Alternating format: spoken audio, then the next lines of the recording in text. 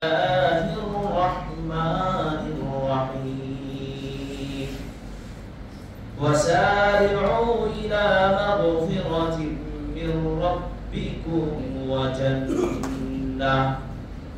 وقال الله تعالى في موضع آخر يا أيها الذين آمنوا كتب عليكم الصيام كما كتب على الذين من قبلكم لعلكم تتقون.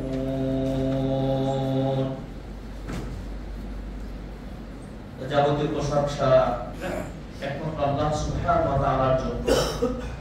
রব্বুল আলামিন আজকে 2025 সালে পবিত্র মাসে রমাদান মাসের প্রথম জুমা আজকে সমবেত হওয়া এবং এই বিশাল নিয়ামতপূর্ণ রমাদান মাস পাওয়ার সুযোগ করে দিয়েছেন সেই মহান আল্লাহ সুবহানাহু ওয়া তাআলার অসংখ্য প্রশংসা জ্ঞাপন করছি। আলহামদুলিল্লাহ।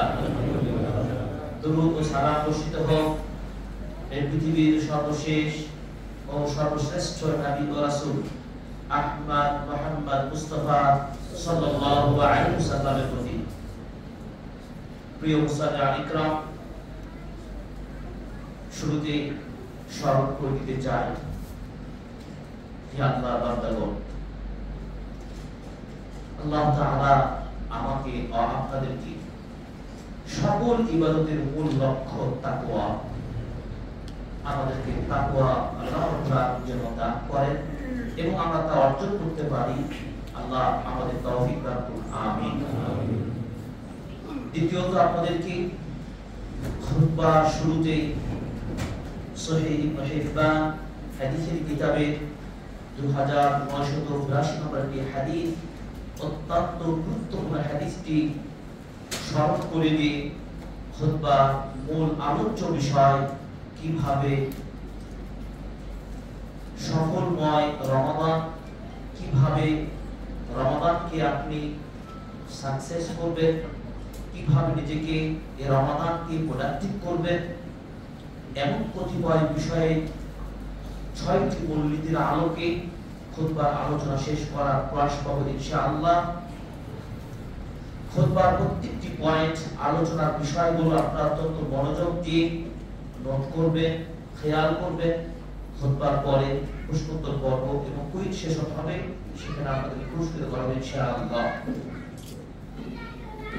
শুরুতেই আপনাদের সহিহ ইবনে হিব্বান কিতাবের 2982 নম্বর হাদিসটি উল্লেখ করে একথা বোঝাতে চাই, দেখুন রমাদান মাস আমরা পেয়েছি, এই রমাদান মাসটি আমাদের জীবনের সবচেয়ে বড় নিয়ামত।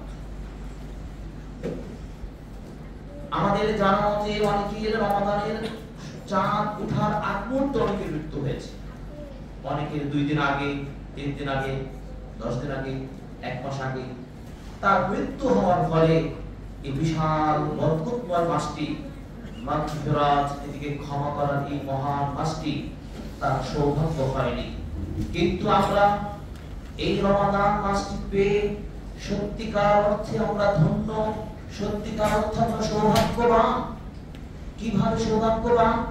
যেই লোকটি রমাদানের 2 দিন আগে, 1 দিন আগে মৃত্যুবরণ করলেন, আর যেই লোকগুলো রমাদান মাস পেয়েছে এবং ইতিমধ্যে আমরা রমাদানরত অবস্থায় রয়েছে, সিয়ামরত অবস্থায়, এই 2 ব্যক্তির তফাৎ কিভাবে হতে পারে? এই 2 জন ব্যক্তির মাত্র 1 সপ্তাহের ব্যবধান।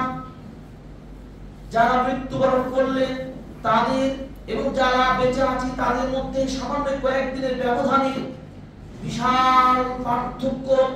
এই বিশাল পার্থক্যের মধ্যে সবচেয়ে বড় আনন্দের সংবাদটি হলো আমরা এই রমাদান মাস পেয়ে ধন্য হয়েছি।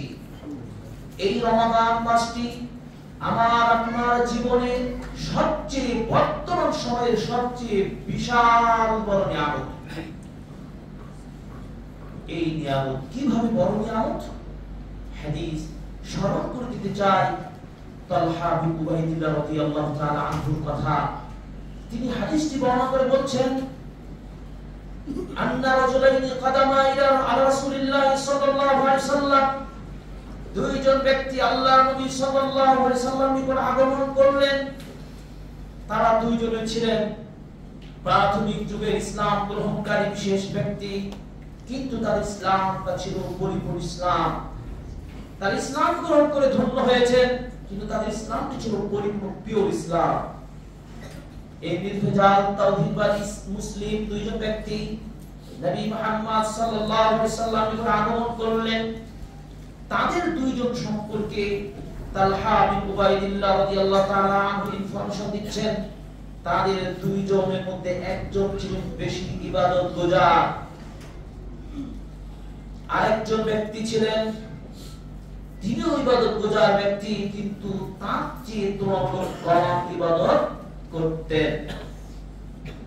তাদের মধ্যে যিনি বেশি ইবাদতগুজার ছিলেন, আল্লাহর ইবাদতগুলো বেশি বেশি পালন করতেন, তিনি কোন এক যুদ্ধে বের হয়ে গেলেন, ফাস্তুশহিদা, তিনি শহীদ হয়ে গেলেন, তার মৃত্যু হয়ে গেল। সুম্মা মাকাতাল আখার, তাহলে অপর ব্যক্তি জীবিত অবশ্যই রয়েছেন, তিনিও মৃত্যুবরণ করলেন। বা'দাহু সানা, এক বছর পরে, প্রথম জনের মৃত্যুর এক বছর পরে তার মৃত্যু হলো। তালহা বিন উবাইদিল্লাহ রাদিয়াল্লাহু তাআলা আনহু বলেন, ফারাআইতু ফীমা ইয়ারান নাইম কাআন্নী ইনদা বাবিল জান্নাহ, আমি একদিন ঘুমন্ত অবস্থায় স্বপ্নে দেখছি যে আমি জান্নাতের দরজার সামনে দাঁড়িয়ে রয়েছি। ইদা আনা বিহিমা ওয়া কাদ খারাজা খারিজুন মিনাল জান্নাহ, এমন অবস্থায় দেখছি জান্নাত থেকে একজন ব্যক্তি বের হয়ে ওই দুইজন ব্যক্তির একজনকে জান্নাতে প্রবেশ করার জন্য অনুমতি দিলেন। কাকে অনুমতি দিলেন? মৃত্যুবরণ করলেন এক বছর আগে একজন, আর এক বছর পরে একজন মৃত্যুবরণ করলেন। খেয়াল রাখতে হবে দুইজনের কাকে আগে জান্নাত দান করলেন, জান্নাত তাকেই প্রবেশ করার অনুমতি দিলেন। তিনি হলেন যিনি পরবর্তীতে এক বছর পরে যিনি মৃত্যুবরণ করেছিলেন। আলহামদুলিল্লাহ, তার মানে আমরা তো এখন বেঁচে আছি।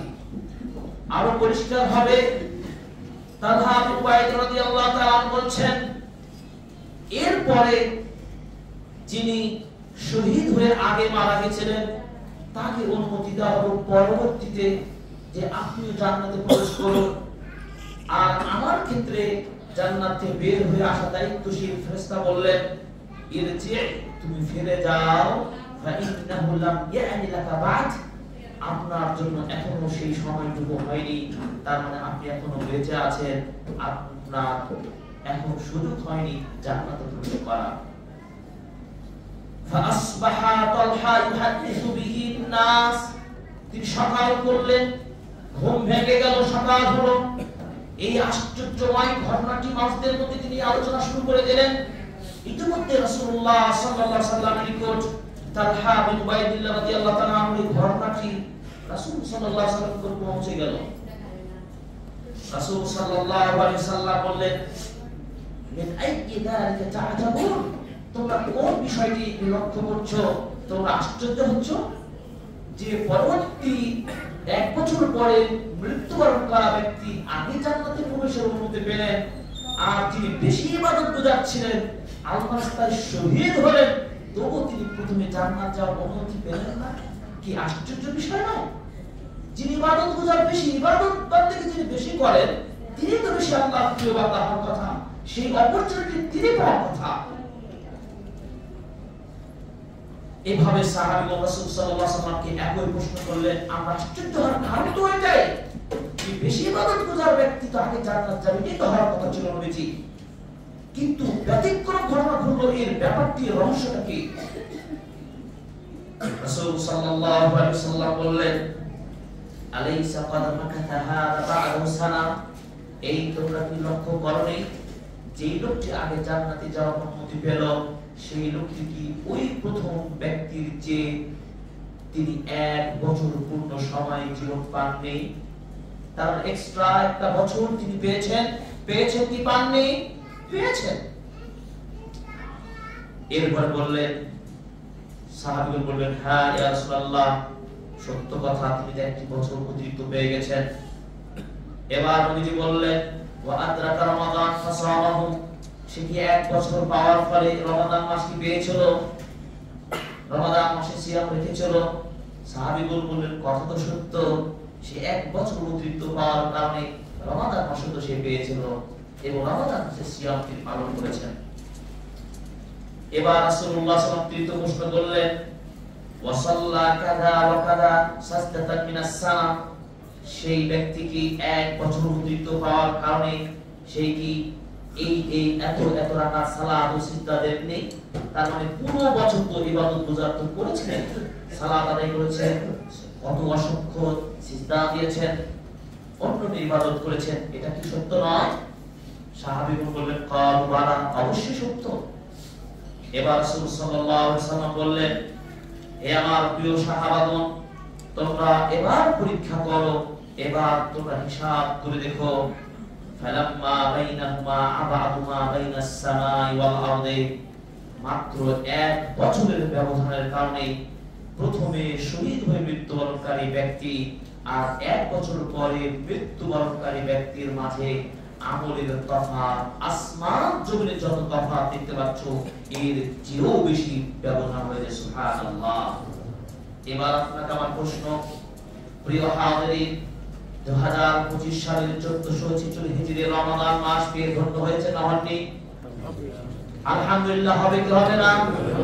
আমরা কি খুশি হতে পেরেছি না পারি নাই? কিন্তু কাজ হলো আমাদের সেই সাহাবীর বা ওই ব্যক্তির মতো কি আমরা এই নিয়ামতটাকে পেয়ে আমাদের প্রস্তুতি হবে কেমন? রমাদান পেয়ে শুধু কি গতানুগতিক রমাদান পালন হবে, নাকি রমাদানকে প্রোডাক্টিভ রমাদানে রূপান্তর করবেন?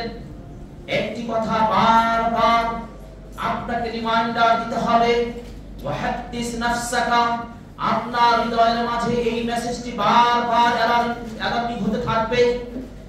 লাআল্লা রমাদান হাদাল আম ওয়া আখির রমাদান ফি হায়াতিক, এই মেসেজটি বারবার আপনার নাড়া দেবে। হতে পারে লাআল্লা রমাদান হাদাল আম, এই বছরের রমাদান হতে পারে আপনার জীবনের শেষ রমাদান। আগামীতে আর হয়তো রমাদান পাবেন কি পাবেন না এর কোনো নিশ্চয়তা নেই। যেমন ভাবে ওই ইবাদত গুজার ব্যক্তিটিও এক বছর সিয়াম পালন করেছেন, এক বছর পূর্ণ ইবাদত করেছেন, এক বছর অসংখ্য সালাত আদায় করেছেন, এরপর মৃত্যুবরণ করেছেন, তার কেমন ঈমান ছিল, কেমন তার তওবা ছিল, কেমন তার ইবাদত ছিল, জিহাদ করে শহীদ হওয়া ইবাদত গুজার পাওয়ারফুল ব্যক্তির চেয়ে তিনি জান্নাতে আগে যেতে পারলেন, এমন কি আমাদের সুযোগ হতে পারে না? এই জন্য বারবার এই মেসেজটুকু আপনার অন্তরে বারবার নাড়া দিতে হবে। হতে পারে আমার এই বছর রমাদান শেষ রমাদান, এই মেসেজ যদি আমি বুঝতে পারি তাহলে রমাদানকে আপনি প্রোডাক্টিভ রমাদান করতে পারবেন। এই জন্য খুতবার আজকের মূল টপিকটি হলো কাইফা তাস্তাকমিলু শাহর রমাদান, কিভাবে রমাদানকে ফলপ্রসূ রমাদান করবে।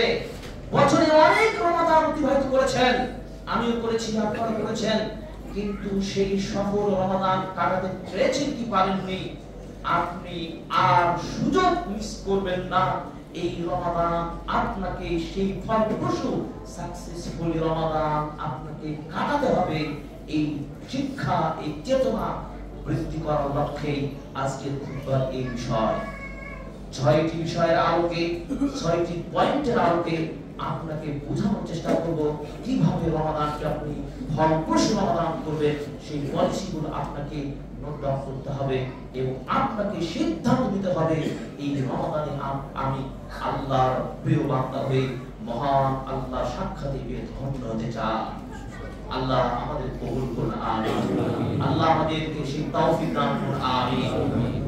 মনে রাখতে হবে আমরা এভাবে একদিন দুই দিন করে সময় চলে যাচ্ছে, আমরা কেউ ইবাদতে ব্যস্ত, কেউ কোরআন তেলাওয়াতে ব্যস্ত, কেউ আমরা ব্যবসা বাণিজ্যে ব্যস্ত, বিভিন্ন জন বিভিন্ন বিষয় নিয়ে ব্যস্ত হয়েছি। কিন্তু মনে রাখতে হবে রমাদান এমন একটি মাসে আপনি রয়েছেন, রাসূল সাল্লাল্লাহু আলাইহি ওয়াসাল্লাম বলেছেন, ইদা কানাত আউয়াল লাইলাতিন মিন রমাদান রমাদান মাসের প্রথম দিন রাত্রি যখন শুরু হয়ে যায়, আল্লাহ তাআলা রমাদানের এই সুন্দর বরকতময় মাসের মাহাত্ম্য মর্যাদাকে লক্ষ্য করে সাইয়্যিদদের কল্যাণের দিকে খেয়াল রেখে এই সুযোগটা বছরে এক মাস দেওয়ার লক্ষ্য করে মহান রব্বুল আলামিন রমাদান মাসকে স্পেশাল ভাবে বিশেষ ভাবে প্রস্তুত তিনি করেছেন। কিভাবে? সুফিরাতিশ শায়াতিন, তিনি সকল শয়তানদেরকে আটকে রাখেন, ওয়া মারাদাতুল জিন, এবং শয়তান জিনগুলোকে আটকে রাখেন। দুই ওয়াকুল্লিকাতিন নার, জাহান্নামের দরজাগুলো তিনি বন্ধ করে দেন, একটিও দরজা খোলা থাকে না। তিন ওয়াফুতিহাত আবওয়াবুল জান্নাহ, জান্নাতের দরজাগুলো তিনি খুলে দেন, একটিও দরজা লক থাকে না, প্রত্যেকটা দরজাই খুলে দেন এই রমাদানের বরকতে। চার, এই রমাদান মাসে আকাশ থেকে ঘোষণা দিতে থাকেন, ইয়া নাদি মুনাদিন ইয়া বাগিয়াল খায়র আকবিল, হে কল্যাণের কামী ব্যক্তি, হে কল্যাণের অগ্রগামী সৈনিক বান্দা, তুমি কল্যাণের কাজে এগিয়ে এসো, নেকির কাজে এগিয়ে এসো। এভাবে বলতে থাকে, ইয়া বাগিয়াশ শার আকসির, হে অকল্যাণের পথে পাপের কাজে এগিয়ে যাওয়া ব্যক্তি, নিজেকে আটকে রাখো, আর পাপ করা যাবে না, নিজেকে দমন করো।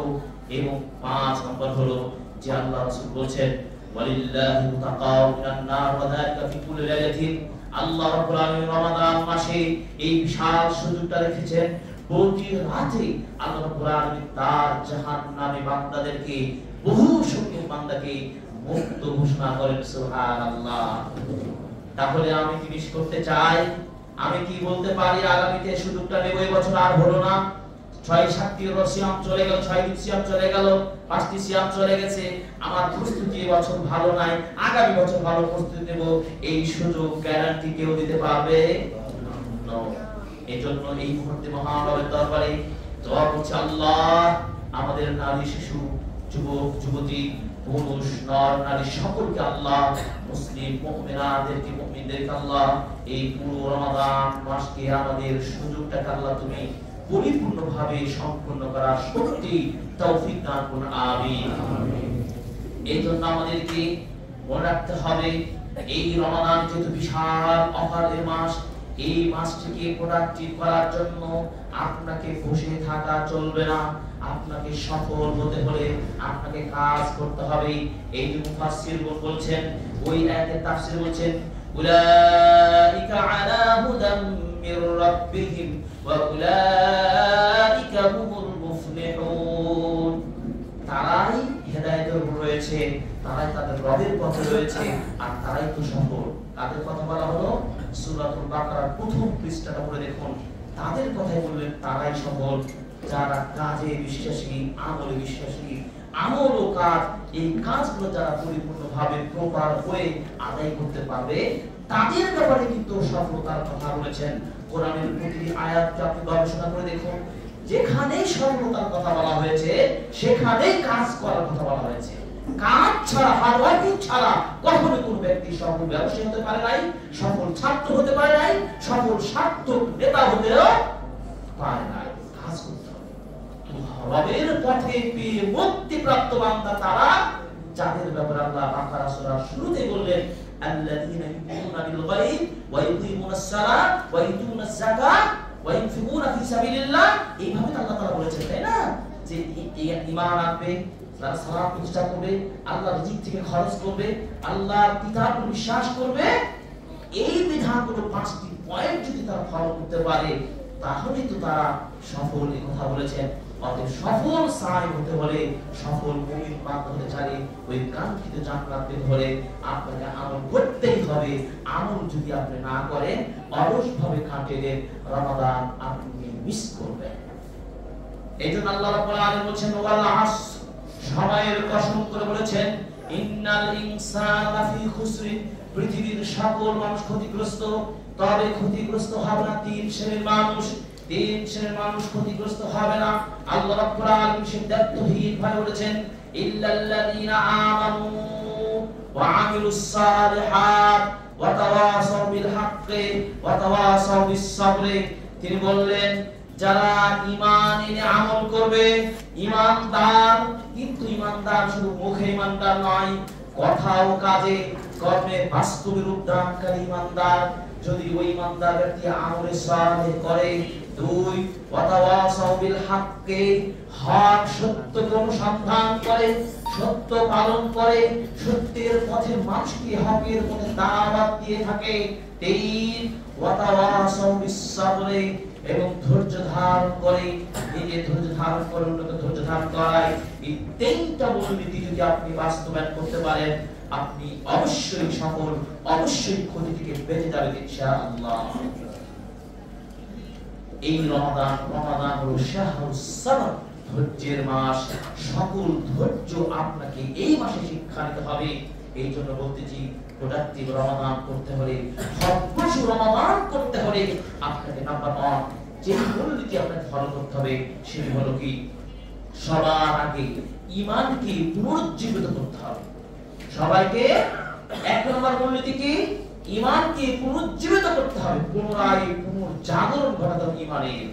কারণ আমাদের ঈমানগুলো নড়বড়ে হয়ে যায়, দুর্বল হয়ে যায়। যেমন আমাদের নতুন কাপড়গুলো আস্তে আস্তে কি হয়ে যায়, দুর্বল হয়ে যায়, নরম হয়ে যায়, এক পর্যায়ে সেটা নষ্ট হয়ে যায়। তেমনি ভাবে মুসলিমদের ঈমানও দুর্বল হয়ে যেতে পারে। এই কথা তত্ত্বহীন ভাবে সিলসিলা সহিহা 1525 নম্বর হাদিসে রাসূল সাল্লাল্লাহু আলাইহি ওয়াসাল্লাম বললেন, ইন্নাল ঈমান লা ইয়াখলাকু ফি জাওফি আহাদিকুম কামা ইয়াখলাকু সাউল খালিক। যেমন হে মানুষেরা জেনে রাখো, তোমাদের ঈমানগুলো তোমাদের দেহের মাঝে সেভাবে দুর্বল হয়ে যায় যেভাবে তোমাদের কাপড়গুলো ছিন্ন ছিন্ন হয়ে দুর্বল হয়ে যায়। ফাসআলুল্লাহ আইয়াজ্জিদাল ঈমান ফি কুলুবিকুম। অতএব হে পৃথিবীর মানুষ, তোমরা আল্লাহর নিকট দোয়া করো, মহান রব যেন তোমাদের অন্তরে ঈমানকে পুনর্জাগরণ ঘটিয়ে দেন। আল্লাহ আমাদেরকে সেই ঈমান দান করুন, আমিন। এইভাবে আমাদেরকে রমাদান কিন্তু সেই পুনর্জাগরণ করার, সেই শ্রেষ্ঠ সফল হওয়ার শ্রেষ্ঠ মৌসুম, সেই সময়টুকু আমরা পেয়েছি। এই গুরুত্বপূর্ণ সময়টুকু বোঝার জন্য ওই হাদিসটির কথা মনে রাখতে হবে, যে হাদিসটির কথা আমরা খুতবার সূচনাতে বলেছি। এই সুযোগটাকে কাজে লাগানোর জন্য আপনাকে 2টা মূলনীতি কাজে লাগাতে হবে, খেয়াল রাখতে হবে। প্রতিটি কথা কিন্তু আপনাকে পয়েন্ট ভিত্তিক বুঝতে হবে। এই রমাদানকে সার্থক করার জন্য, ঈমানকে পুনর্জাগরণ করার জন্য 2টা আপনাকে বিষয় ফলো করতে হবে। 1, আপনি আল্লাহর সাহায্য চাইবেন। কি চাইবেন? আল্লাহর সাহায্য। 2, আপনি সর্বদা আপনি ঈমানের কাজগুলো করা শুরু করে দিন।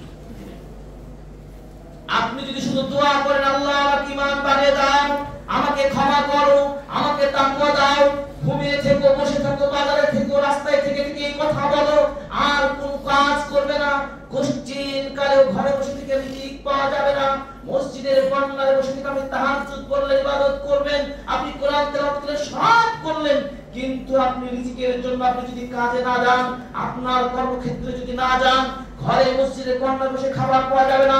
পেতে পারেন হয়তো 1 দিন, 2 দিন, 4 দিন, 10 দিন মেহমানদারি হতে পারে, কিন্তু পরবর্তীতে আপনাকে কেউ মেহমানি করবে না, কেউ আপনি খেতেও দিবে না।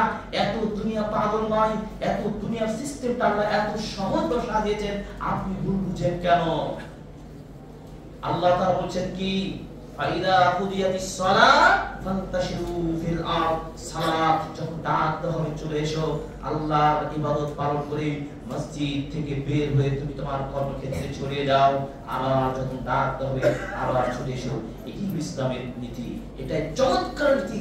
জীবিকা উপার্জন আপনাকে হালাল উপায় করতে হবে।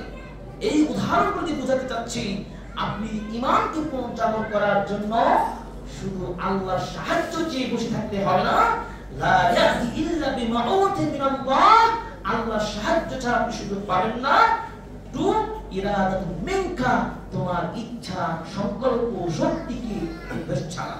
তাহলে 2টা আপনার লাগবে। এই যদি আপনি করতে পারেন, তাহলে আল্লাহ আপনাকে পথ সহজ করে দিবেন। কিভাবে সহজ করবেন? একটি হাদিস আপনাকে স্মরণ করে দিতে চাই। সহিহ বুখারীর হাদিসটি আপনাকে বলতে চাই, যে 7405 নম্বর হাদিস। রাসূল সাল্লাল্লাহু আলাইহি ওয়াসাল্লাম বলেছেন, আল্লাহ রাব্বুল আলামিন বলেন হাদিসে কুদসি, ইদা তাকাররাবাল আবদু ইলাইয়া শিবরান কোন বান্দা যদি আমার দিকে, আমি আল্লাহ আমার দিকে যদি এক বিঘত এগিয়ে আসে, আমি মহান আল্লাহ ওই বান্দার দিকে তাকাররাতু ইলাইহি দিরাআন, আমি এক হাত এগিয়ে যাই। আমার বান্দা যদি ওয়াইদা তাকাররাবা মিন্নি দিরাআন, আমার বান্দা যদি আমার দিকে এক গজে এগিয়ে আসে, আমি আল্লাহ তার দিকে 2 গজ এগিয়ে আসি, 2 হাত 2 বাহু আমি তার দিকে এগিয়ে আসি। এরপরে আল্লাহ রাসূল বলেন, আল্লাহর বাণী, ওয়াইদা আতানি মাশিয়ান, আমার বান্দা যদি আমার নিকটে হেঁটে হেঁটে আসে, আমি আল্লাহ আতাইতুহু হারওয়ালাতান, আমি আল্লাহ দৌড়ে তার নিকট যাই। বলুন সুবহানাল্লাহ। তাহলে কি করতে হবে? স্টার্ট নাও, এই বাটনে ক্লিক করতে হবে, স্টার্ট নাও। আমরা ইন্টারনেটে সব অ্যাপসগুলো দেখতে পাই। আপনি যদি এই অফারটা পেতে চান, এখনই বাটনে ক্লিক করুন, আপনি অফার পেয়ে যাবেন। কি আমরা যে একটা পাগলও বুঝি, দুনিয়ার একটু সামান্য কিছু বেনিফিট পাওয়ার জন্য স্টার্ট নাও ক্লিক করতে মুহূর্তের মধ্যে আর বিলম্ব করি না। কারণ আপনি জানেন স্টার্ট নাও করলে আপনি হয়তোবা $500 পেয়ে যাবেন, অথবা 500 রিয়াল, অথবা 500 টাকা, অথবা 5 টাকা পাওয়ার জন্য স্টার্ট নাও করতে বিলম্ব করি না। অতএব পুনর্জীবন, পুনর্জীবিত করতে হবে, পুনরায় পুনর্গঠিত করতে হবে আমাদের ঈমানকে। ঈমান কি করতে হবে? আগে রমাদানকে প্রোডাক্টিভ করতে হবে, পুনর্জাগরণ ঘটাতে হবে, ঈমানি পুনর্জাগরণ। এটি যদি করতে পারেন, মহান আল্লাহ আপনাকে সুযোগ করে দিবেন। দলিল সূরা গাফিরের 60 নম্বর আয়াতে আল্লাহ বলছেন, উদউনি আস্তাজিব লাকুম, হে পৃথিবীর আমার বান্দাগণ, তোমরা আমাকে ডাকো, আমি তোমাদের ডাকে সাড়া দেব। এভাবে আল্লাহ পাক সূরাতুল বাকারার 152 নম্বর আয়াতে বলছেন, ফাযকুরুনি আযকুরকুম, তোমরা আমাকে স্মরণ করো, আমি তোমাকে স্মরণ করব। এই কথা বলতে গিয়ে দায়িত্বহীন এই বিশিষ্ট তাবী বলছেন, একদিন তিনি তার সাথীদেরকে বলছেন, আমি আমার রবকে জানি কখন আমাকে স্মরণ করে, আমি জানি আমার রব আমাকে কখন স্মরণ করেন। এই কথা বিশিষ্ট তাবী যখন তার সঙ্গীদেরকে বলছিলেন, সঙ্গীরা আশ্চর্য হচ্ছিল, ব্যাপারটা কি, এই কোন মহা ইবাদত গুজার আসলো যে মহান রব কখন তাকে যেন স্মরণ করে সেটা নাকি সে জানে। আশ্চর্য। তাকে প্রশ্ন করা হলো, ব্যাপারটা কি বলুন।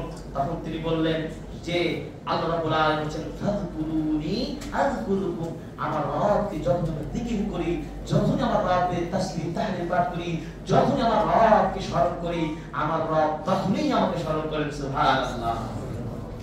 এর চেয়ে কি দিতে পারেন? আপনি স্টিমার, লঞ্চ, বিমানে রয়েছেন, রাস্তাঘাটে গাড়িতে রয়েছেন, আপনার হাতে কোনো কন্ট্রোল ক্ষমতা নেই, আপনি কাকে ডাকবেন বলুন তো? আপনি বাংলাদেশ থেকে আমেরিকা যাবেন, সৌদি আরব যাবেন, বিমানে ড্রাইভার কিন্তু আপনি না, আপনি প্যাসেঞ্জার, যাত্রী মাত্র। এই বিমানকে কন্ট্রোল করার ক্ষমতা আপনার আছে? নো, আপনার কোনো ক্ষমতা নেই, কিছুই জানেন না কোথায় কিভাবে বিমানটা ড্রাইভ করছেন। আপনার হাতে একটাই চাবি, মুক্তির একটাই চাবি, কি? আদ-দুআ ইলাল্লাহ, আল্লাহর করতে হবে। আল্লাহ, তোমার নামে সফর শুরু করছি, তাসবিহ তাহলিল পাঠ করছি, তোমার ভরসা আল্লাহ, নিরাপদে গন্তব্যে পৌঁছে দাও। এটাই হলো আমাদের মুমিনদের সবচেয়ে বড় অস্ত্র, হলো সিরাতুল মুমিন আদ-দুআ।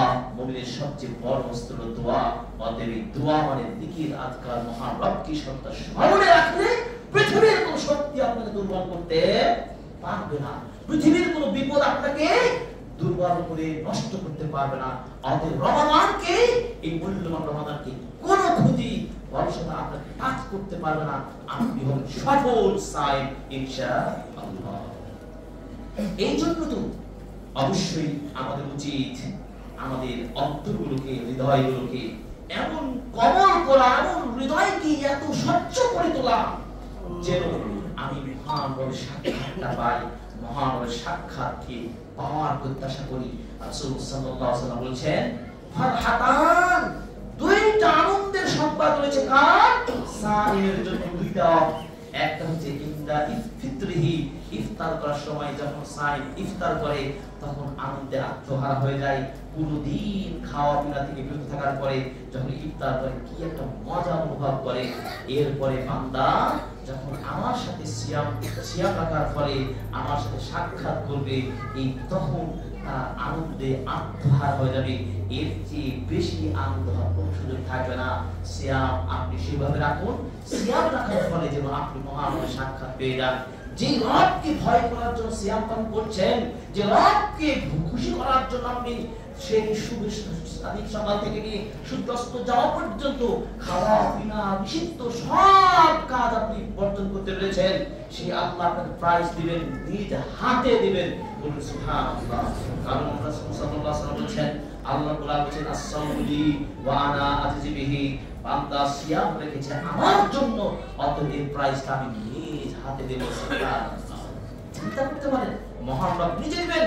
এই জন্য দেখুন, এই জন্য আল্লাহ তাআলা বলেন সূরাতুত তাহা 84 নম্বর আয়াতে বলেছেন, ওয়া আজিলতু ইলাইকা রাব্বি লিতারদা, আমি খুব তাড়াহুড়া করছি আল্লাহ তোমার সাক্ষাৎ পাওয়ার জন্য, অতএব তুমি যেন খুশি হয়ে যাও। এই তাড়াহুড়া মানে কি? নলেজ। নলেজ স্টার্ট না বলিনি একটু আগে, কোন সংশয় চলবে না, মুহূর্তে এখনই তওবা করতে হবে, এখনই আপনাকে শুরু করতে হবে, খুব তাড়াহুড়া করতে হবে। কিভাবে আমার রবের সাক্ষাৎ পেতে পারি? কি আল্লাহ সাক্ষাৎ পেতে চাই না? সাক্ষাতের অপেক্ষা আমরা করি না?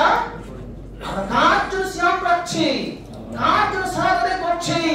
আমার রবের সাক্ষাৎ পাওয়ার জন্য, আমার রবকে সন্তুষ্টি করার জন্য।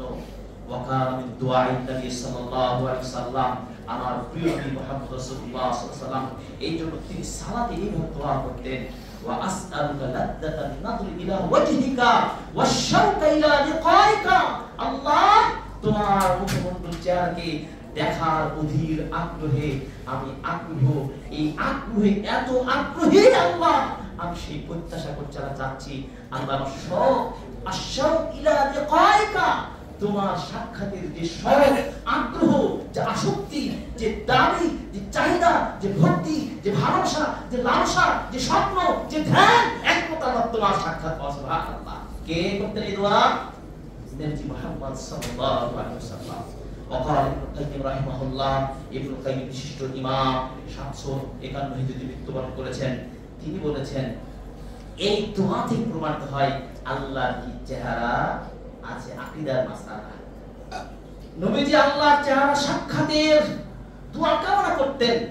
ইমাম কাইয়্যিম রাহিমাহুল্লাহ বলেছেন, এখান থেকে ইসবাতুল লাদ্দাতিন নাযরি ইলা ওয়াজহিল কারীম, মহান সম্মানিত আল্লাহ মর্যাদাপূর্ণ চেহারাকে দেখার প্রত্যাশা, এখান থেকে প্রমাণ হয় আল্লাহ সেটি রয়েছে।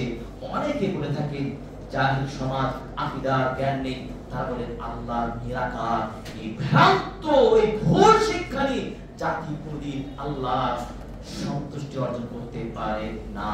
অথবা আসল বিশুদ্ধ আকীদা পোষণ করে বিশুদ্ধভাবে ঈমান, আমরা ঈমানকে আপডেট করি, ঈমানের মধ্যে কোনো সংশয় রেখে, আপনি ত্রুটি রেখে আপনি ফরজ সিয়াম কখনো সাধনা করতে পারবেন না। এজন্য আপনাকে এই মুহূর্তে বলতে চাই, কিভাবে ঈমানকে পুনর্জাগরণ করবেন। 4টি পয়েন্ট, ঈমানকে নবায়ন করার বেশ কয়েকটি পয়েন্ট রয়েছে। এই ব্যাপারে আমাদের একটা ছোট্ট বই অনুবাদ করা হয়েছে। সৌদি আরবের মদিনা ইসলামী বিশ্ববিদ্যালয়ে পড়তাম তৎকালীন সময়ে প্রফেসর ডক্টর আব্দুল রাজ্জাক আল-বদর হাফিজাহুল্লাহ মসজিদে নববীর 10 নম্বর গেটে হাজারো মানুষকে তিনি দাঁড়াতে থাকেন। তার একটি ছোট্ট বই আমি অনুবাদ করেছি, ঈমান নবায়ন। এই বিষয়ে সেটা বিস্তারিত করে নেবেন। কিন্তু আপনাকে এই মুহূর্তে বলতে চাই, পুনর্জাগরণ করার জন্য, ঈমানকে আপডেট করার জন্য 4টি পয়েন্ট আপনাদের জন্য আপাতত আপনাদেরকে বলতে চাই। নাম্বার 1, মুতালাআতুকা আসমাইল্লাহিল হুসনা, আল্লাহর সুন্দর সুন্দর নামগুলো নিয়ে স্টাডি করুন। এই জায়গায় ব্যর্থতা আমাদের, পড়াশোনা করতে চাই না। আপনাকে হয়তো লেকচার দিয়ে কিছু ধারণা দিতে পারে, কিন্তু আপনার পেট পূরণ করতে আমরা পারবো না। আপনি আজকে থেকেই বাজারে বই সংগ্রহ করুন, বিশুদ্ধ সহি বই কিতাব, বিশুদ্ধ বই সংগ্রহ করে আল্লাহর নামগুলো স্টাডি করুন। কেন রাজ্জাক? রাজ্জাক কে? মান হুয়া রাজ্জাক? বুঝছেন না? মান হুয়াল খালিক, মান হুয়ার রহমান আর রহিম। যখন আপনি এই অনুভূতি আপনার জাগ্রত হবে, চিন্তা করবেন, সত্যি তো আল্লাহ রহমান, তিনি যদি দয়া না করতেন আমার প্রতি, আমি কি ঢাকায় এসে খুব বলতে পারতাম? আমি তো অসুস্থ হয়ে যেতে পারতাম, হয়তো আমি রোড অ্যাক্সিডেন্ট করতাম, হয়তো আমি রমাদান আগে মৃত্যুবরণ করতাম। কিন্তু আল্লাহ আমার প্রতি অবশ্যই দয়া করেছেন, বিনীত রমাদানের প্রথম জুমাটাও কিন্তু পেয়েছেন। কি বেধন্য হয়নি? এইভাবে চিন্তা করবেন। আপনি চিন্তা, তাই তো সত্যি আমার রব, তিনি রহমান, তিনি রহিম, তিনি গফফার, তিনি ক্ষমাকারী। কুল্লু বানি আদম খাত্তা প্রত্যেক বান্দা আল্লাহ ভুল করবে, গুনাহ করবে, তবে গুনাহকারী, পাপকারী, ভুলকারী যদি ক্ষমা চাইতে পারে আল্লাহ তওবা কবুল করবেন, তিনি মহা খুশি হন।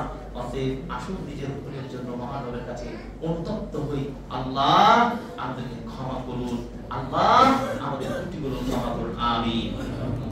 এরপরে এক নম্বর আল্লাহর আসমা সিফাত নিয়ে স্টাডি করুন, সাথে সাথে আপনি আল্লাহর কালাম নিয়ে আপনি স্টাডি করুন। আল্লাহর কালাম কি? কোরআন। কোরআন কি স্টাডি করার সবচেয়ে অপরচুনিটি হচ্ছে রমাদান। আপনি জানেন কোরআন কি?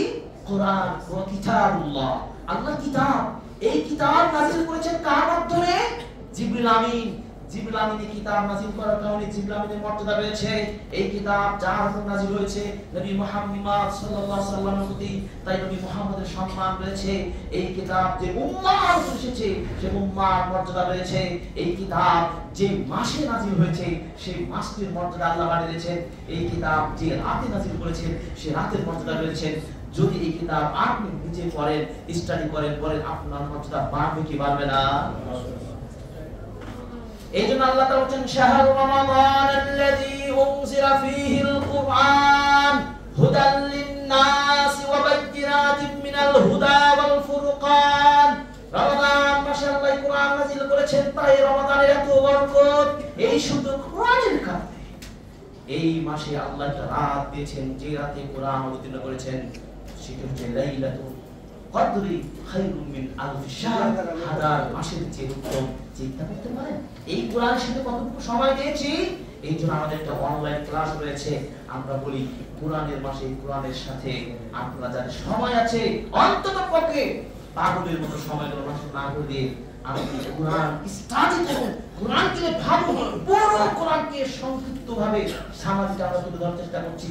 সূরাতুল বাকারার মৌলিক বিষয় কি, এই সূরাতুল বাকারার মূল সাবজেক্টগুলো কি, কোন কোন বিষয়গুলো আলোচিত হয়েছে, সূরাতুল বাকারার কোন কোন আয়াতগুলো বেশি গুরুত্বপূর্ণ, যে হাইলাইটেড বিষয়গুলো তাফসীর কি হতে পারে, সূরাতুল বাকারার কোন কোন আয়াতে কোন বিষয়ে আলোচনা হয়েছে, এইভাবে সামাজিক আলোচনা করে আমরা প্রথম রমাদান থেকে শুরু করেছি। আমার দুঃখ লাগে, খুবই কষ্ট লাগে, আমাদের মুসলিম উম্মাহকে হাতে মুখে খাবার তুলে দিলেও খেতে চাই না। কিয়ামত মনে রাখুন, বললেই আপনার কিয়ামত। একটু মনে আপনাকে শুধু স্মরণ করে দিচ্ছি, সুযোগ করে কাজে লাগান। আমাদের ঈমান আসলেই পচে গেছে, আসলেই দুর্বল হয়ে গেছে। মুখে খাবার দিলেও আপনি খাবার খেতে পারেন না। কিছুক্ষণ আগে আমি সোশ্যাল মিডিয়া দেখছিলাম, দুঃখ লাগে, প্রোডাক্টিভ এবং আপনার ওই স্পিকারদেরকে আপনারা বলছেন আলেম, যাদের ন্যূনতম কোনো জ্ঞান নেই, ইসলামিক স্টাডি নেই, কোরআনিক স্টাডি নেই, ভালো মানের পড়াশোনা নেই, আকীদার জ্ঞান নেই, শরিয়ার বিষয়ে অগাধ পড়াশোনা নেই, তারা মোটিভেশনাল কিছু কথা বলতে পারে। আপনারা তাদেরকে বলছেন ভালো স্পিকার, তাদেরকে ইউনিভার্সিটিগুলোতে বিভিন্ন প্রোগ্রামে তাদেরকে ইনভাইট করে তাদের লেকচার শুনে যে পাগল হয়ে তাকিয়েছেন। কিন্তু একটা বিজ্ঞ আলেমের দিকে আপনি তার কাছে এলম নেওয়ার যে কত সুযোগ ছিল আপনি নিতে পারেন, আপনি ব্যর্থ। আসলে আপনি বোকা, আসলে আপনি চালাক হতে পারেন না। বুঝতে পেরেছি? অতএব ঈমানকে পুনরুজ্জীবন করা নাম্বার 1, আল্লাহর আসমা ও সিফাতগুলো স্টাডি করুন, সাথে সাথে কোরআনকে স্টাডি করুন। নাম্বার 2, মুতালাআতু মিনাল্লাহিল আযীম আলাইকা। আল্লাহ দেওয়া যে নিয়ামতগুলো আপনি পেয়েছেন সব নিয়ামতগুলো আপনি স্টাডি করুন। চিন্তা করে দেখুন, আসলে তো আমি তো অসুস্থ হলে তো বাড়ি থেকে আসতে পারতাম না, আমি সুস্থ, আলহামদুলিল্লাহ। একজনের পা ভেঙেছে, আমার তো পা ভাঙেনি, আমি সুস্থ। একজন মানুষের 2 পা নেই, কিন্তু আমার একটা পা তো আছে। আপনি সুস্থ, ভালো তাকাতে পারেন, ভালো খেতে পারেন, আপনি সুন্দরভাবে কথা বলতে পারেন, আপনার গাড়ি আছে, আপনার কত কি নিয়ামতে ভরপুর। একটু ভাবুন তো, আপনি তুলনা করে দেখুন তো, যে লোকটা পঙ্গু হয়ে মেডিকেলে পড়ে রয়েছে, যে লোকটা থাকার খাওয়ার জায়গা রাস্তায় শুয়ে আছে, একটা খাবারের জন্য পুরো দিন পাগলের মতো ছটফট করছে। আপনার ঘরে খাবার আছে, বাড়ি আছে, গাড়ি আছে, আপনাকে আল্লাহ সুস্থ রেখেছেন, দেহ দিয়েছেন, মন দিয়েছেন, সুস্থতা রেখেছেন, আপনি কত নিয়ামতে রয়েছেন। একটু চিন্তা করুন, কে দিয়েছে? আল্লাহ। এইভাবে ভাবলে ঈমানটাকে পুনরুজ্জীবন হবে। নাম্বার 3, আপনি বিগত রমাদানের যে ছুটে গেছে যে প্রবলেমগুলো, আপনি তো অবশ্যই আপনি জানেন যে আপনি বিগত রমাদানকে কিভাবে কাটিয়েছেন, যে ত্রুটিগুলো ছিল, যে ঘাটতিগুলো ছিল, সেগুলো আপনি আজকে সার্চ করুন। আমি গত রমাদানে আমার একটু গ্যাপ ছিল, গত রমাদানে আমি কোরআন এক খতম দিতে পারিনি, আমি গত রমাদানে আমি পুরো তারাবিও করতে পারিনি, গত রমাদানে আমি কোরআনের দার্সে বুঝতে পারিনি, গত রমাদানে ইসলামিক দু চারটা বইও পড়তে পারিনি, গত রমাদানে আমি কিছু দান খেরাত সেভাবেও করতে পারিনি, হয়তো কিছু বলেছি, কাজের মতো কাজ চালিয়ে নিয়েছি, কিন্তু উপযুক্ত দান করতে পারিনি। এভাবে আপনি ত্রুটিগুলো বিগত রমাদানকে আপনি সার্চ করুন এবং সেটাকে আপনি সংশোধন করার জন্য আপনি এই বছরে অ্যাপ্লাই করুন। আপনার ঈমান পারবে না পারবে না? পারবে।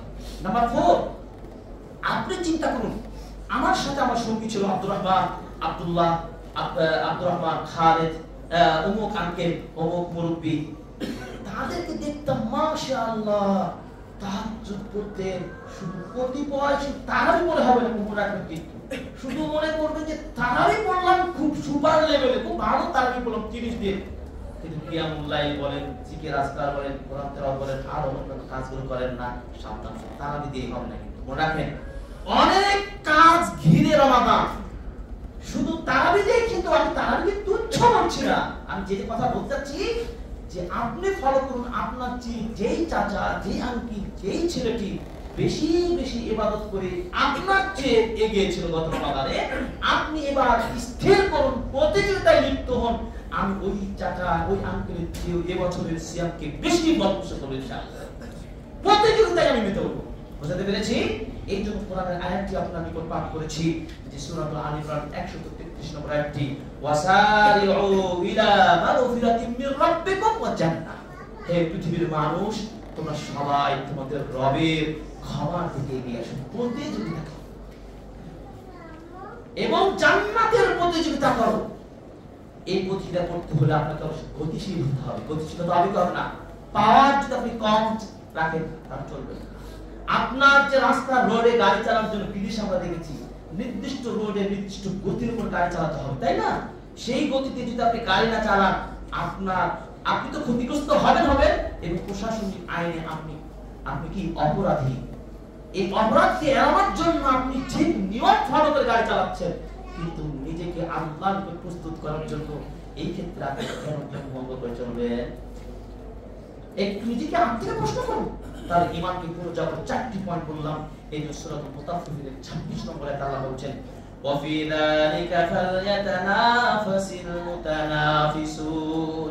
আর তারা তো প্রতিযোগিতাকারীরা প্রতিযোগিতা করবে, এটাই তাদের উচিত। 2 নম্বর কায়দা মূলনীতি হলো প্রোডাক্টিভ রমাদান করার জন্য, ফলপ্রসূ সিয়াম রাখার জন্য 2 নম্বরে যে মূলনীতি করবেন সেটি হলো মৌসুমী ইবাদত ও সে সময়ের অফারগুলো সম্পর্কে আপনাকে আগে জেনে নিতে হবে। 6 দিন তো চলে গেল, মৌসুমী ইবাদত এটি রমাদান মাস, এই মাসে কি কি অফারগুলো রয়েছে আপনাকে আগে কবল রমাদান জেনে নিতে হবে। কি আপনারা কোর্স করেছেন? কেউ ফিকহ সিয়াম করেছেন? কেউ সিয়ামের উপর একটা গাইড পড়াশোনা করেছেন? কোন আলেমের 10 দিন পড়াশোনা করেছেন? আমি করেছি। আপনি কিসের অফার নেবেন? অফার পাওয়ার আপনি কি পলিসিগুলো মেকানিজম করেছেন? বুঝেন নাই আমার কথা?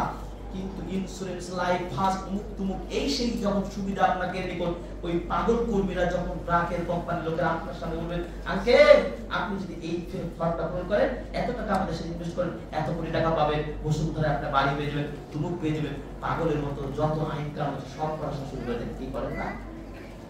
কিন্তু রমাদান আপনার অফারের মাস, মৌসুমী ইবাদতের সবচেয়ে টপ লেভেলের মাস, এই শ্রেষ্ঠ মাসকে পাওয়ার জন্য আপনি স্টাডি করেছেন, এই বিষয়ে জ্ঞান অর্জন করেছেন, আমি কি পড়াশোনা করেছি? এজন্য কি করতে হবে? 2 নম্বর মূলনীতি কি? ফলপ্রসূ রমাদান করার জন্য 2 নম্বর মূলনীতি হলো কি? মৌসুমী ইবাদত সম্পর্কে এবং সেই সময়ের অফারগুলো জেনে নিতে হবে, সেই জ্ঞান অর্জন করতে হবে। কেননা দেখুন, আল্লাহ তাআলা পুরো বছরকে বিভিন্ন আঙ্গিকে, বিভিন্ন স্টাইলে সাজিয়েছেন। এই পুরো মাসকে, পুরো বছরকে আল্লাহ বিশেষ বিশেষ মাসগুলোকে বিশেষভাবে বিশেষায়িত করেছেন। যেমন আল্লাহ তাআলা বলেন সূরাতুল তাওবা 34 নম্বর আয়াতে বলেন, মিনহা আরবাআতু হুরুম। ওই 12টি মাসের মধ্যে 4টি মাস কি হারাম মাস, মানে স্পেশাল মাস, বিশেষ মর্যাদাপূর্ণ মাস। ওয়াকাল আযজা ওয়া জাল, এবং আল্লাহ তাআলা আবার বলেন, আল্লাহ হাজ্জু আশহুরুম মা'লুমাত। হজ হলো বিশেষ কয়েকটি মাসের সাথে সম্পর্কিত বিশেষ কতিপয় বিষয়কে নিয়ে হজ। জিলহজ মাস, জিলকদ মাস, এই মাসগুলো হজ্জের মাস না? এখানে হজ কি জিনিস? হজ বাইতুল্লাহ জিয়ারতের উদ্দেশ্যে আপনি অর্থ খরচ করে যাবেন, আরাফার মাঠে অবস্থান করবেন, সেখানে আপনি যা চাইবেন আল্লাহ আপনাকে তাই দিবেন। সুবহানাল্লাহ। আল্লাহ যদি হজ কবুল করেন তাহলে ওই হজ হবে কি আপনি যেন নতুন ভাবে মায়ের পেট থেকে জন্ম নিলেন। সুবহানাল্লাহ। কি সুযোগ যাদের অর্থ তাদের জন্য। আমার অর্থ নেই, রমাদান আপনাকে কাজে লাগাতে হবে। রমাদান সেই বিশেষ মাস, এজন্য তো বলেছেন শাহরু রমাদান আল্লাযী উনজিলা ফীহিল কুরআন, বিশেষ মাস রমাদান মাস, যিনি মাসে কোরআন নাযিল করেছেন। সূরাতুল বাকারা 125 নম্বর আয়াত। এইজন্য ইবনে রাজব হাম্বলি রাহিমাহুল্লাহ বিশিষ্ট ইমাম 736 হিজরিতে 35 হিজরিতে জন্মগ্রহণ করেছেন এবং 755 হিজরিতে মৃত্যুবরণ করেছেন। বিশিষ্ট ইমাম তিনি বলেছেন এই সৃজনগুলো অত্যন্ত গুরুত্বপূর্ণ সৃজন। এই সৃজনগুলোতে সফল ব্যক্তি তারাই মানিদাতামা মাওয়াসিমাশ শুহুর ওয়াল আইয়ামুস সাআত, প্রকৃতপক্ষে সফল সার্থক সৌভাগ্যবান ওই ব্যক্তিটি যে ব্যক্তি এই ফজিলতপূর্ণ সিজনালি এই মহা ইবাদতের সময়গুলোকে, মাসগুলোকে, দিনগুলোকে যথাযথভাবে গনিমত হিসেবে গ্রহণ করতে পেরেছে। তার কথা এই বিশিষ্ট ইমামের কথা। মানিদাতামা মাওয়াসিমাশ শুহুর মানে ফজিলতপূর্ণ মাসগুলোকে, সেটা হতে পারে রমাদান মাস, হতে পারে সেটি হজের মাস, হতে পারে সে হারাম মাসগুলো। এরপরে আপনার আইয়াম, কিছু বিশেষ দিন রয়েছে, যেমন জুমার দিন। জুমার দিন বিশেষ অপরচুনিটি একটি দিন, সাপ্তাহিক দিন। জুমার দিন খুব গুরুত্বপূর্ণ দিন। এবার হতে পারে আপনার সাআত, গুরুত্বপূর্ণ সময়। গুরুত্বপূর্ণ সময় জুমার দিনে আসর মানুষের দোয়া কবুল হয়, খুতবা চলাকালীন দোয়া কবুল হয়, আযান ইকামতের সময় দোয়া কবুল হয়, আযানের সময় দোয়া কবুল হয়, শেষ রাতে তাহাজ্জুদের সময়ে ফজরের আগে দোয়া কবুল হয় এবং সালাত ফরজ সালাতের পরে দোয়া কবুল হয়। এই 6টি টাইমে দোয়া কবুল বিশেষ সময়। এই সময়ক্ষণগুলোকে আপনাকে আমাকে গনিমত হিসেবে কাজে লাগাতে হবে।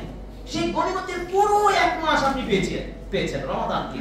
এই রমাদানকে গনিমত মনে করতে হবে, তাহলে আপনি এই রমাদানকে ফলপ্রসূ রমাদান হিসেবে রূপান্তর করতে পারবেন। এই সংক্ষিপ্ত কথা।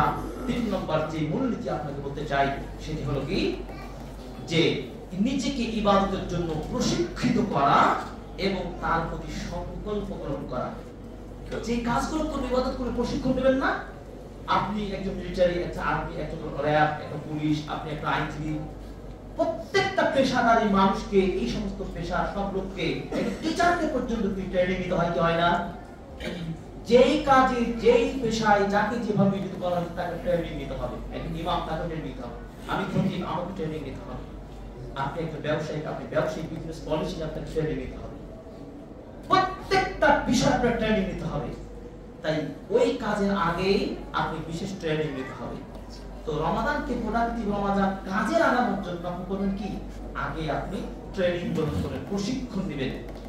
এরপরে প্রশিক্ষণ নেওয়ার পর আপনি সংকল্পবদ্ধ হবেন, আমি আমার ডিউটি, আমি আমার দায়িত্বে আমি শতভাগ সংকল্প করছি, আমি পিওর ভাবে, সঠিক ভাবে, বিশুদ্ধ পদ্ধতি পলিসি অবলম্বন করে আমি আমার দায়িত্ব পালন যথাযথ করবো। ইনশাআল্লাহ। বুঝতে পেরেছি? এইভাবে যদি আপনি করতে পারেন তাহলে আপনি হবেন সেরা সফল একজন সাই। দৃষ্টান্ত দেখুন, এই যে রমাদান মাসের ট্রেনিং কি, রমাদান মাসের ট্রেনিং কি, ট্রেনিং এর আমাদের নবী করছে কি, ট্রেনিং এর একমাত্র প্রশিক্ষক কে? মুহাম্মদ রাসূলুল্লাহ সাল্লাল্লাহু আলাইহি ওয়াসাল্লাম।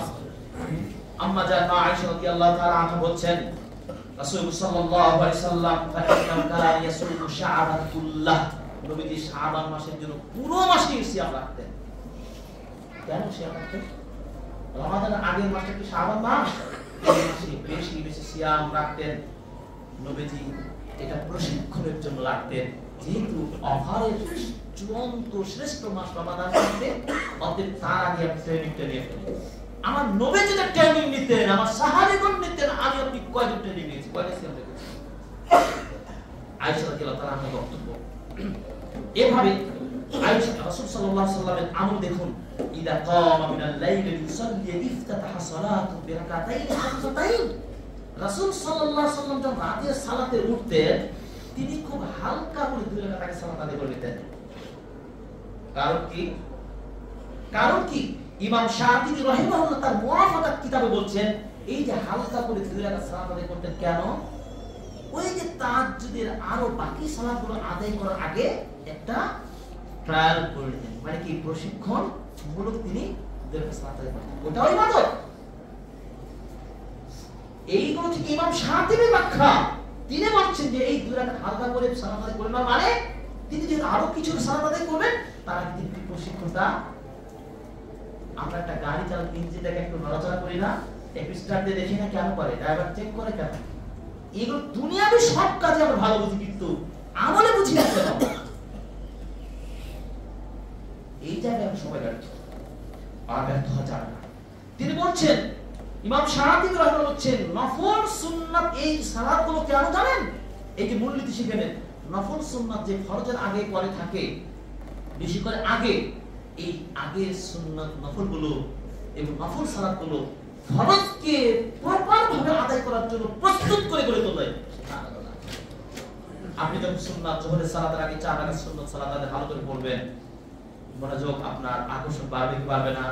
দুনিয়াবি খারাপ চিন্তা চেতনা থেকে আপনি বিরত থাকবেন কি থাকবেন না?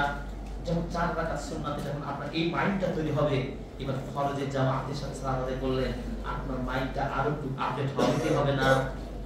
ইসলাম এতটা পিওর, এত স্বচ্ছ, এত সুন্দর চিন্তা চেতনা আপনাকে রাখতে হবে।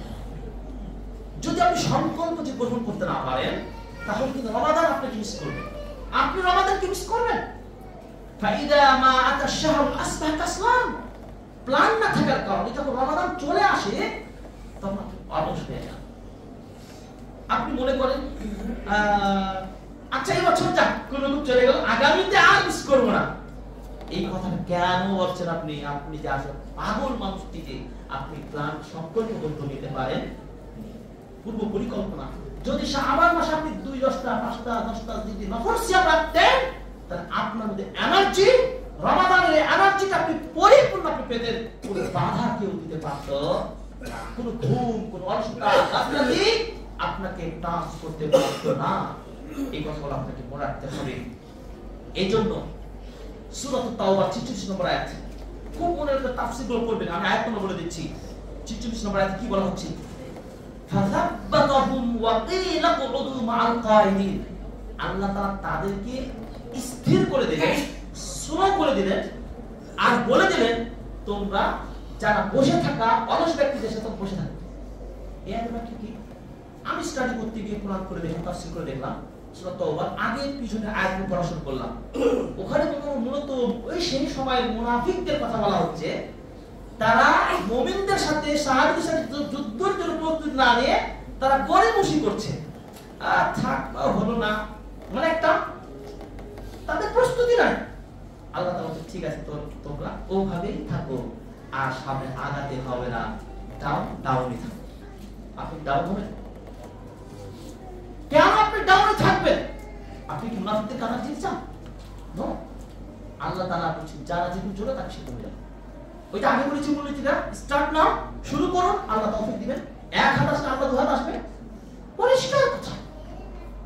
এরপরে আয়াতে বলছেন ওয়ালাউ আরাদুল খুরুজ লা'আদ্দু লাহু উদ্দা, 46 নম্বর সূরা তাওবা। তারা যদি সত্যিকারের যুদ্ধে যাওয়ার নিয়ত করত তাহলে অবশ্যই যুদ্ধের তারা ট্রেনিং ও প্রশিক্ষণ নিত। তাদের গাফলাতে তাদেরকে টাচ করতে পারত না, তাদের সরঞ্জাম, যুদ্ধ, অস্ত্র সবকিছু নিয়ে তারা রেডি হতো, কিন্তু কারণ তারা তো প্রস্তুতি নেয়নি। আপনি সেই কাজে দেখছেন। আল্লাহু আকবার। হাসান বসরি ওমর ইবনে আব্দুল আজিজ রাহিমাহুল্লাহ লক্ষ্য করে বলেছেন ওয়া আলাম, জেনে রাখুন, আন্না আফদালাল আমাল, সবচেয়ে দামি আমল কি জানো? মা উকরিহাতিন নুফুস আলাইহি, যেই কাজটা করতে গিয়ে নাফসটা কষ্ট পাবে, চোখের নিচে কালো হবে, চেহারাগুলো যেন একটু নড়াচড়া হয়ে যাবে, শরীরে যেন একটু দুর্বল হবে, ওই আমলটাই আল্লাহর নিকট বেশি প্রিয়। কষ্ট করে রাত জেগে সালাত আদায় করবেন, আপনি তাহাজ্জুদ করবেন, তারাবি পড়বেন, সিয়াম রাখবেন, আবার কোরআন তিলাওয়াত করবেন, আবার ইসলামিক কোর্স করছেন, পুরো টাইমটা যে মহাবিজি, মহাব্যস্ততা। এরপরে আপনার চেহারাও যখন একটু অবনতি হবে, এই দুর্বলতা যত কষ্ট অনুভব করবেন তত আপনার আমলটা আল্লাহর তত সুপার লেভেলের আমল হবে ইনশাআল্লাহ। কে বলছেন এটা? হাসান বসরি রাহিমাহুল্লাহ ওমর আব্দুল আজিজকে রাহিমাহুল্লাহকে টার্গেট করে কথা বলছেন। অতএব রাসূল সাল্লাল্লাহু আলাইহি ওয়াসাল্লাম এই কথাটাকে মানে এই হাসান বসরি রাহিমাহুল্লাহর কথাটাকে প্রমাণ হিসাবে রাসূলের এই হাদিসটা আপনাকে রেফারেন্স দিতে চাই। রাসূল সাল্লাল্লাহু আলাইহি ওয়াসাল্লাম বলেছেন হুজিবাতিল জান্নাতু বিল মাকারিহ, জান্নাতকে কষ্ট ক্লেশ দিয়ে সাজানো হয়েছে। وقال النبي صلى الله عليه وسلم حفت الجنة بالمكاره, জান্নাত এত সহজ নয়। জান্নাতকে পাওয়ার জন্য আপনাকে কিছু এই কষ্ট কাঠিন্য এই দুর্বলতা কষ্ট ত্যাগ স্বীকার করে জান্নাতকে পেতে হবে। এত সহজে নয় এক গ্লাস পানির মতো খাবেন আর পার হয়ে যাবেন, এত সহজ নয়। আব্দুল্লাহ বিন রাওয়াহা রাদিয়াল্লাহু তাআলা আনহু কথা বলতে গিয়ে সময় চলে যাবে, তিনি কোরআন পড়তে পড়তে হঠাৎ করে কান্না শুরু করলেন। পাশে বসে থাকা স্ত্রী বললেন ব্যাপারটা কি, আপনি কান্না করেন কেন? তখন তিনি বলছেন আব্দুল্লাহ বিন রাওয়াহা রাদিয়াল্লাহু তাআলা জান্নাতের সার্টিফিকেট পাওয়া 60 সাহাবীদের অন্যতম একজন সাহাবী, তিনি বলছেন কোরআন পড়তে গিয়ে কান্না শুরু করলেন। আহারে কান্না কেন? তিনি বলছেন তুমি জানো, তার স্ত্রী বলছে তুমি জানো আমি কোরআন যে আয়াতটা পাঠ করছি এই আয়াতে বলছে আল্লাহ তাআলা যাদেরকে সুযোগ দিবেন তাদেরই শুধুমাত্র মুত্তাকিল করে ওই সিরাত পার হতে পারবে। আমি কি দেখতে পেরেছি? আমার কি ভয় হয়? এই জন্য কান্না শুরু করে দিলেন। আমি কি মুক্তি পাবো? ফুলসিরাত বুঝেন, চুলের চেয়েও চিকন, ধার অস্ত্রের চেয়েও চিকন, এমন চিকন রাস্তা দিয়ে আপনাকে পার হতে হবে। আমি কি আব্দুল্লাহ পার হতে পারবো? একজন বিশিষ্ট সাহাবী, আশারে মুবাশশারা সাহাবী, তিনি কোন আয়াতে কান্না করছেন, আমার আপনার কান্না গেল কোথায়? আমার জান্নাতের কথা কই চিন্তা করি, জাহান্নামের ভয় কয়বার করি, কবরের আযাবের কথা কয়বার ভয় করি। অতএব আসুন আর বসে থাকা যাবে না, আপনাকে প্রোডাক্টিভ রমাদান করতে পারে। এই রমাদানকে শুরুটা কাজে লাগাতে হবে। যদি আপনি এইভাবে করতে পারেন তাহলে আপনি হতে পারেন ওই মরে যাওয়া মানুষগুলোর চাইতে আপনি আগে জান্নাতে যেতে পারবেন ইনশাআল্লাহ। 4 নম্বর মূলনীতি খুব সংক্ষিপ্ত বলছি। 4 নম্বর মূলনীতি হতে হবে অলসতা ও অলসদের সঙ্গ ত্যাগ করা এবং উচ্চ মনোবলপূর্ণ ব্যক্তিদের সঙ্গ গ্রহণ করুন। ভালো করে মনে রাখুন, অলসতা এবং অলসদের সঙ্গ ত্যাগ করুন এবং উচ্চ মনোবল ব্যক্তিদের সঙ্গ গ্রহণ করুন। রমাদানে এটা করুন। আপনি ফলো করুন আপনার পাশের বাড়ির ওই আঙ্কেল কিভাবে সকালবেলা ফজর আগে উঠে মসজিদে আসতে পারে, কিভাবে আমার চাচা ইফতার করে মসজিদে এসে জামাতে সালাত আদায় করে তারাবির সালাত শেষ করে যায়। আমার চাচাকে দেখেছি তিনি আবার মসজিদে কর্নার বসে কোরআন তেলাওয়াত করেন। আপনি ওই চেষ্টাকারী মনোবলপূর্ণ চাচার সাথে সঙ্গ দিন, আপনিও দেখবেন আপনিও তার সাথে সঙ্গ পেয়ে যাবেন ইনশাআল্লাহ। এই কথা বলতে গিয়ে আপনাকে একটা প্রমাণ দিতে চাই, সবাই বাসায় পড়ে নেবেন। সহিহ মুসলিমের 2766 নম্বর হাদিস, 2766 নম্বর হাদিস।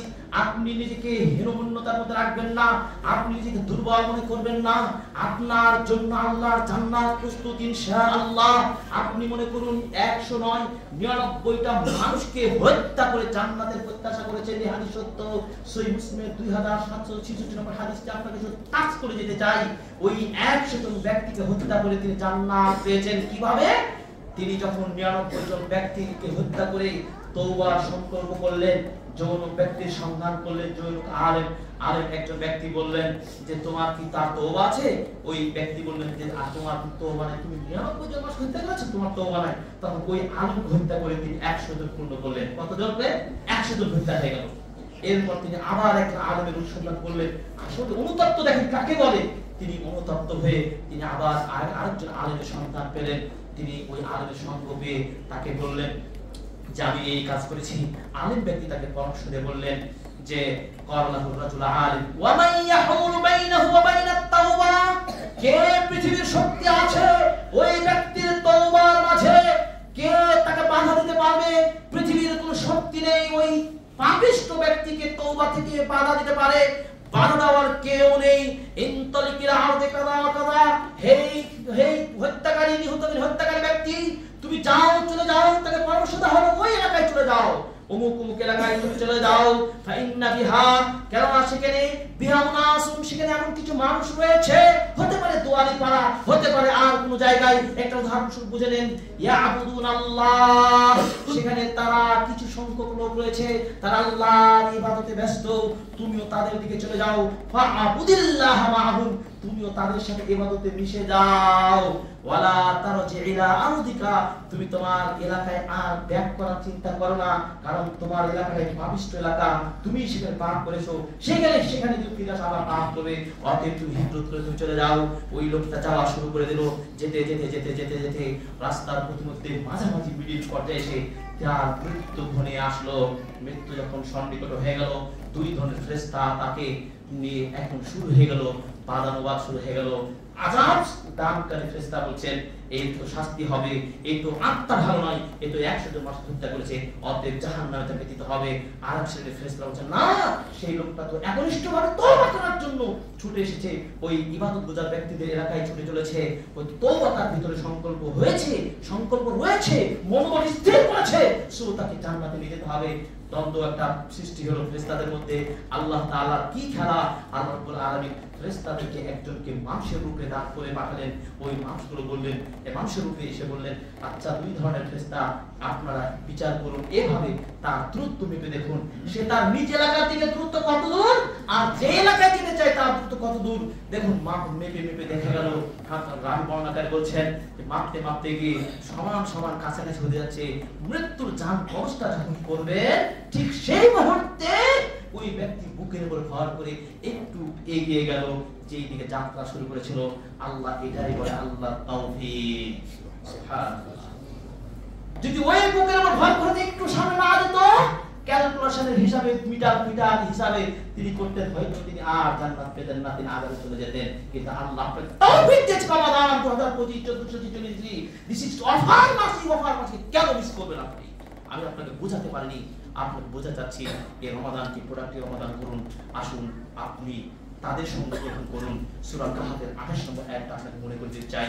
আল্লাহ কোরআনে যে কথা বলতে চাচ্ছি, ওয়াসবির নাফসাকা মা'আল্লাযীনা, হে নবী, আপনার আত্মাকে সংযত করুন, সবর দান করুন, তাদের সাথে মিশে যান। মেসেজ আপনার আমার উম্মাহর জন্য, মা'আল্লাযীনা ইয়াদউনা রাব্বাহুম বিল গাদাতি ওয়াল আশি, সকাল সন্ধ্যায় যে সব লোকেরা আল্লাহর জিকির আজকার ব্যস্ত, আপনিও তাদের সঙ্গে গ্রহণ করুন। ওয়ালা তা'তু আইনাকা আনহুম, তাদের থেকে আপনার দৃষ্টি ফিরে নেবেন না। আপনি ওই ইবাদতগুজার লোককে খুঁজে বের করুন, কারা দুয়ারি পাড়ার ইবাদতগুজার ব্যক্তি আছে, কারা সুপার লেভেল ইবাদত করেন, আপনিও তাদের সঙ্গ গ্রহণ করুন।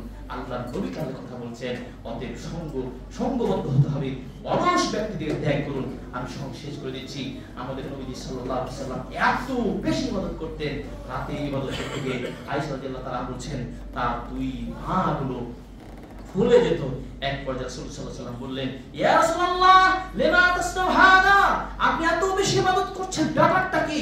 ওয়াকাদ গাফারাল্লাহু লাকা মা তাকাদা মিন যামবিকা মা তাআখারা, আপনার পূর্বের পরে সব গুনাহ মাফ করে দেওয়া হয়েছে। এরপর রাতে পা ফুলে যাচ্ছে, তারপর আপনি ইবাদত গুজার করতে ইবাদত রয়েছেন। قال رسول صلى الله عليه وسلم বলেন, আফালা উহিব্বা আন নাকুনা আবদান শাকুরা, আমি তো আল্লাহর কৃতজ্ঞশীল বান্দা হতে পছন্দ মনে করি না। আমি আল্লাহর কৃতজ্ঞতা জ্ঞাপন করার অর্থেই আমি এই ইবাদত করছি। আপনি সুস্থ রয়েছেন, আমি আল্লাহর এত নিয়ামত পেয়েছি, রমাদানকে ধন্য হয়েছি। আমরা কি আল্লাহর কৃতজ্ঞতা জ্ঞাপন করার জন্য এমন ইবাদত করা আমাদের জন্য জরুরি নয়? অবশ্যই জরুরি। প্রিয় হাজিরিন, আসুন আমরা এমন ইবাদত করি। আবু হাজিম রাহিমাহুল্লাহ তিনি বলতেন, আল্লাহুম্মা, হে আল্লাহ, ইন্নাকা তা'লামু আন্না আনযু ইলা যায়েদ, হে আল্লাহ, তুমি জানো আমি যায়েদের দিকে যখনই তাকাতাম।